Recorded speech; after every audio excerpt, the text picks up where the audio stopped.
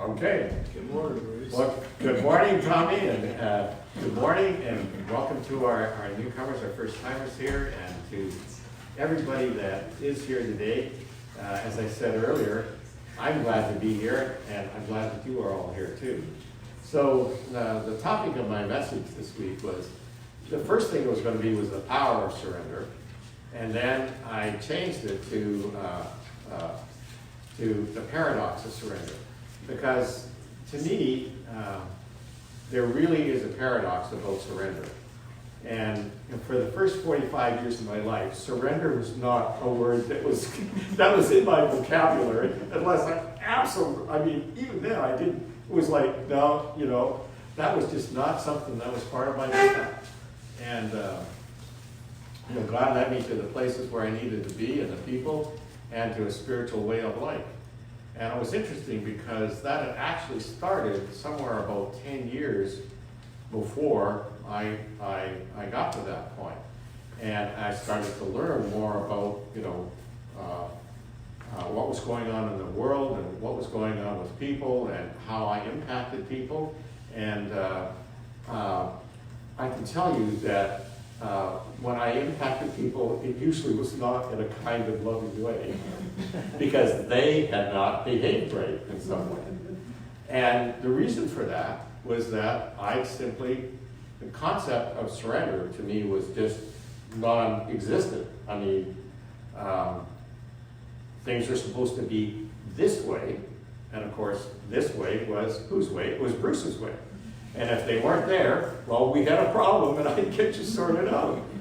And that might have been workable in the work situation I was in, where I was in operations several times, and I was in operations engineering and R&D, and the problem though was that if I was angry or upset because something hadn't gone right, I mean, people just knew. They got out of the way, and one of the control rooms, I remember going into it one day, and they knew. Somebody called from the office building, and I got out to the plant, and I walked in the control room, and the only people that were in there were the people that absolutely had to be there. And one of the reasons for that was because something had happened, and it wasn't the way I wanted to do it, and it wasn't, the way it should have been. And so I'm grateful that energy isn't in my life today, and you guys don't get to experience it because it was not pleasant. And I'm grateful for the spiritual path that I'm on, because what I needed to do was to go back and make amends to people, and I made amends to well over 100 people, because I hadn't treated them very well. Sometimes I did, but there were those times that I didn't. It was like, Attila the Hun is coming, let's clear out a Dodge. And I am so grateful, that my life isn't like that, because what I had to do was I had to surrender.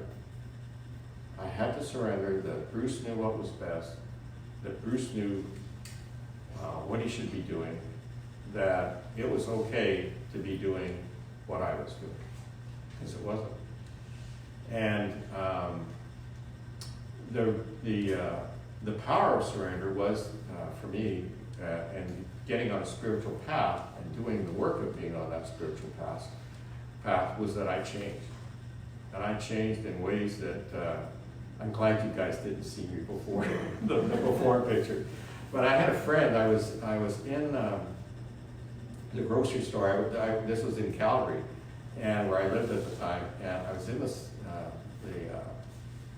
grocery store, and there was a friend there, a woman friend, who I hadn't seen for a long time, probably six weeks or so, and we were in line together waiting to check out. And as we conversed and then we checked out, she waited for me, and she said, "Bruce, what happened to you?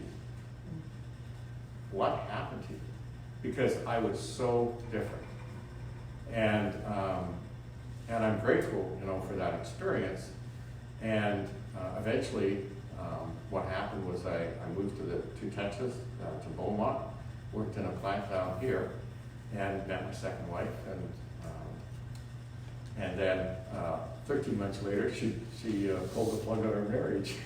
And I was so grateful that I wasn't engaging in all of the old addictive behaviors that I was, because there was no changing it. And so what I did that day was I surrendered. And I surrendered because I surrendered her, I surrendered everything, because one more time. And what I've learned in my life is that surrender is something that I need to be conscious of on a daily basis. And the reason for that is that if I don't do that, then my ego takes over, and we're back in the place of, no, let's not be with Miller today, because we don't want that to happen. So the paradox is that my ego says that surrender is weakness, and that's one of the things that I thought. And what I've learned, though, in the spiritual realm, is that that's not correct. Surrender is actually strength. And for me, that's what the paradox is, because for, as I said, the first 45 years of my life, I didn't believe that. I just didn't. It was like, it's my way or the highway. And the thing that happens when I surrender is that I get out of my own way. And I let God run the show. And when I do that, then everything is better. It's better for me, a lot better for me, because my life isn't full of fear, panic, terror, and dread. And what I learned when I was, quote unquote, running the show, that's what my life was. It was full of fear, panic, terror, and dread. Except I didn't know it, because it was so cut off from my feelings. It was like you kind of shoved a spear into me, and it would have bounced back. Because I was not going to let that stuff go. So when I surrender and I let all of my ideas go, and the amazing thing happens that as we talked about in our first song this morning,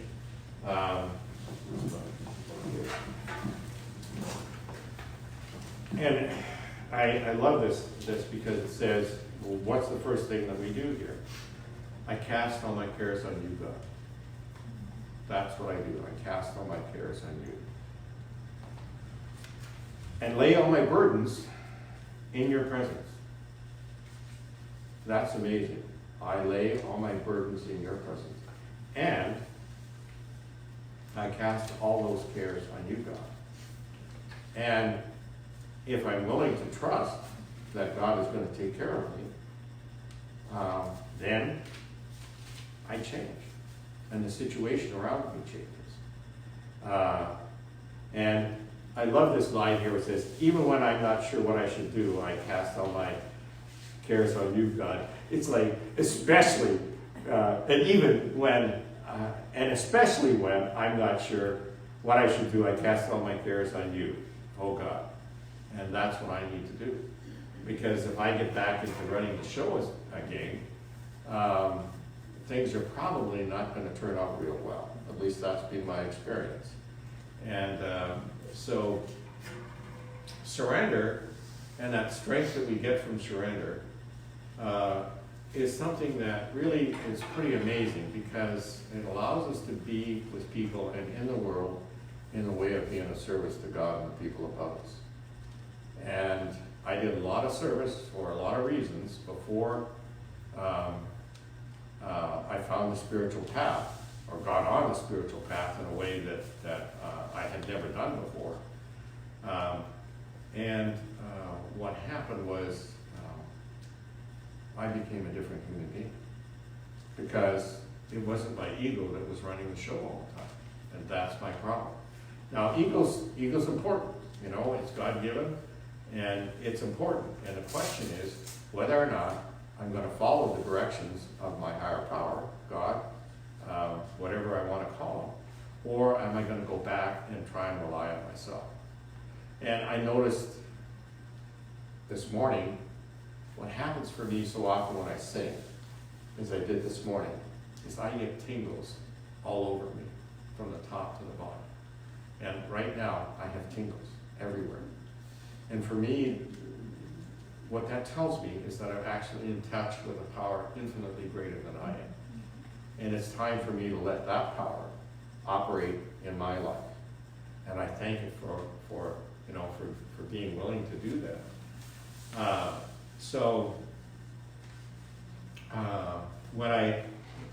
The thing that I was doing when I was coming up with what I was going to talk about was I looked at, what happens when I surrender and what happens when I realize that it's all inside me. Because I was always looking for something out there. Like there was something out there that was going to fix me, more money, a better job, being a vice president of a company which I was at one point. And yet none of that stuff fixed me. And why was that? It was because I didn't change internally. And that's what needed to happen. And that's what my friend said to me. And she said, what happened to you? And I stopped doing some of the addictive stuff that I was doing, and I got some help with that. And so what our second song says, it's all inside me. And that's what I learned, that presence is always within me. And it's always there for me to call on. So it says, there's a heart that will never turn away.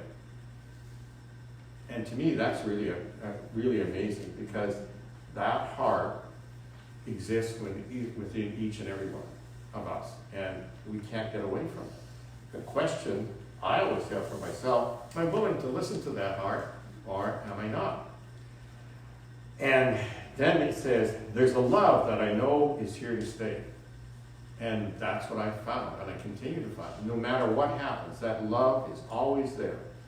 And one of the ways that I can experience that in human form is to reach out to talk with other people and share with what's going on in my life. There's a peace that will fill the world one day, and where is it? It's all inside me. And like I said, for the first 45 years of my life, I had no clue that that's what happened. And one of the reasons that my friend noticed the difference for me was I had gone from that external journey of this is going to fix me, or that's going to fix me, or this is going to fix me, or this is going to fix me, to coming to grips with the fact that peace was inside me.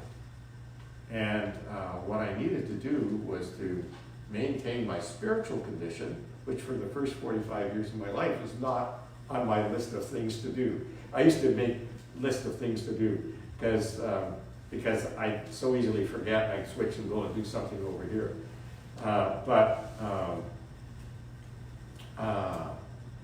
That peace is inside me, and it can be in each one of us. And then it says, I love this line, there's a friend who will always care for me. Well, I spent the first 45 years of my life, I grew up in a lot of violence, and I was like, you guys, on the surface it'll look like you're caring for me, but underneath we know I'm running the show here, because what your behavior is not what I think it should be. Of course, at 6 or 7 years old, I don't have those words, but that's how I behave. Like, we're not having that happen. And there's a friend who will always care for me.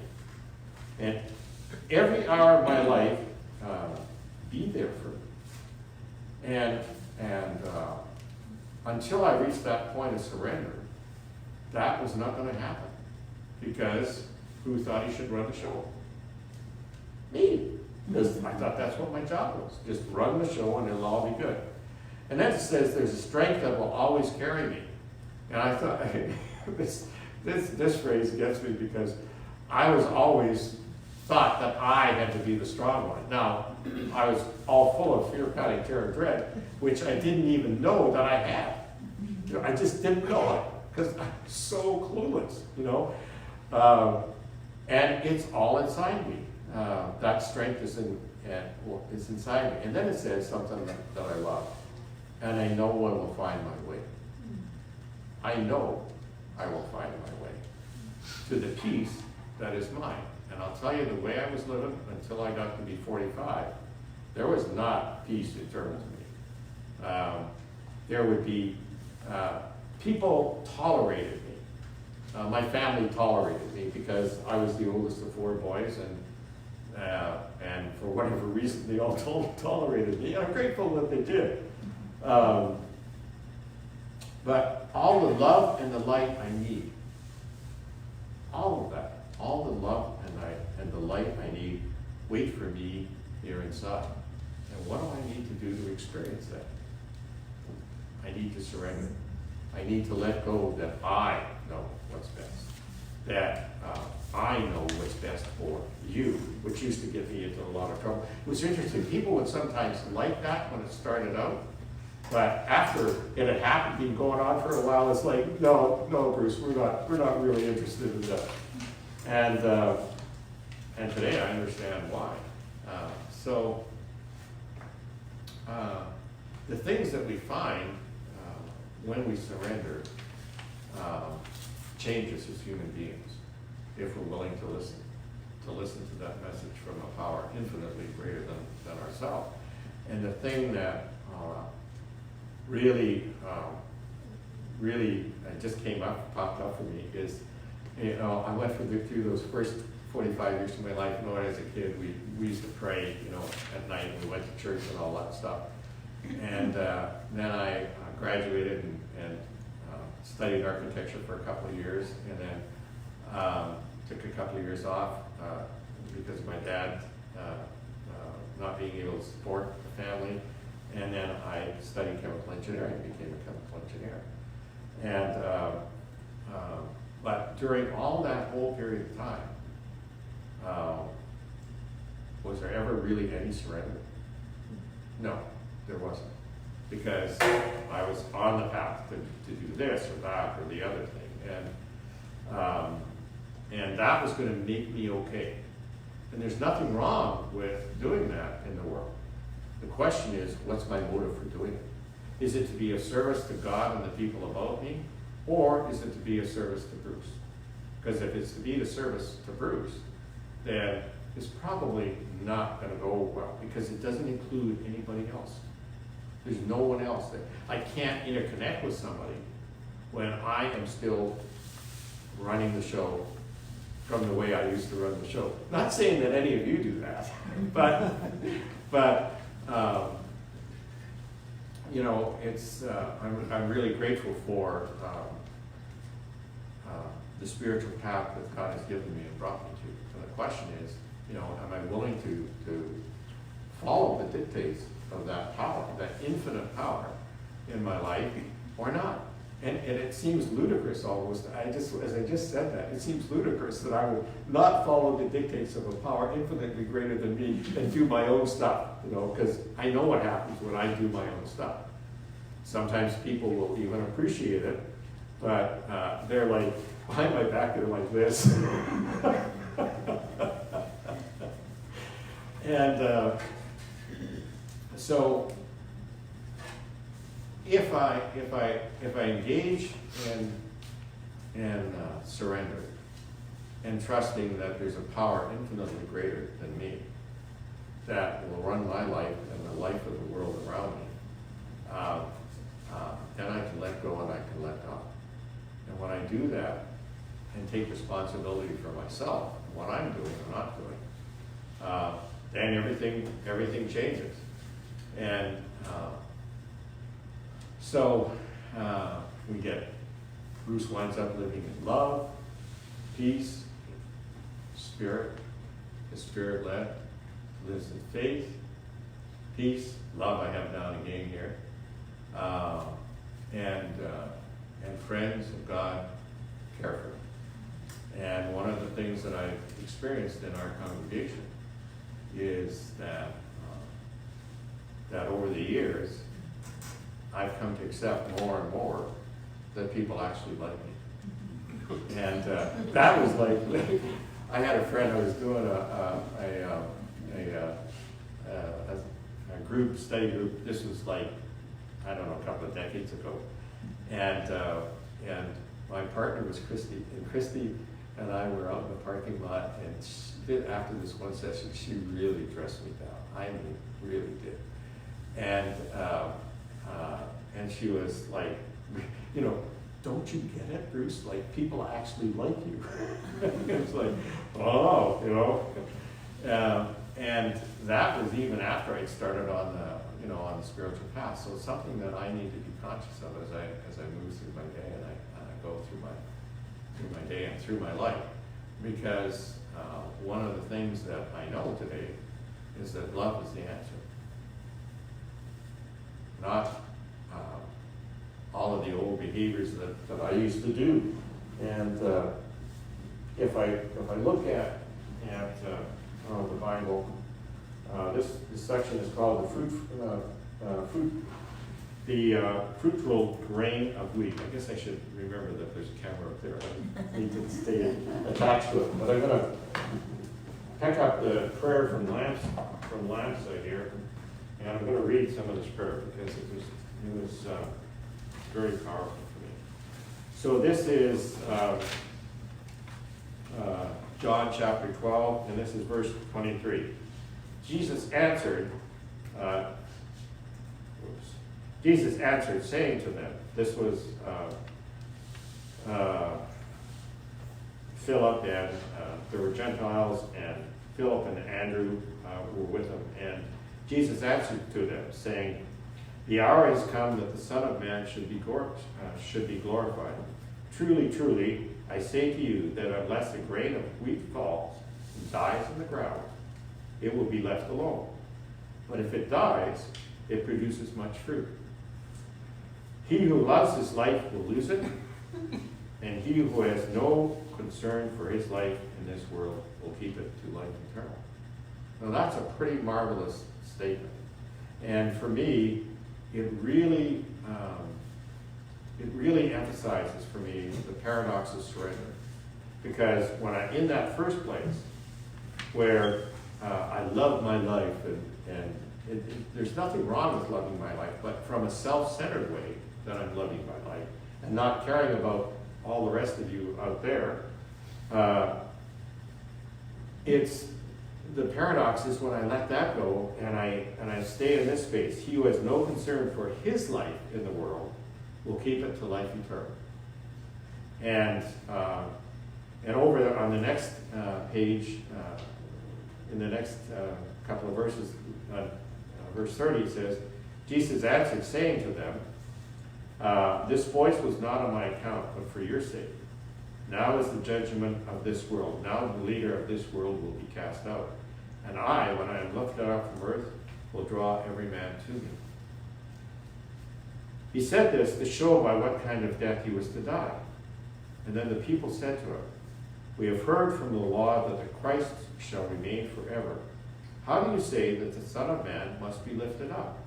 Who is this Son of Man? And Jesus said to him, the light is with you for a little while. Walk while you have the light, so that the darkness may not overcome you. And he who walks in the darkness does not know where he goes. And that was me before I found the spiritual path that I'm on today. I didn't know where I was going.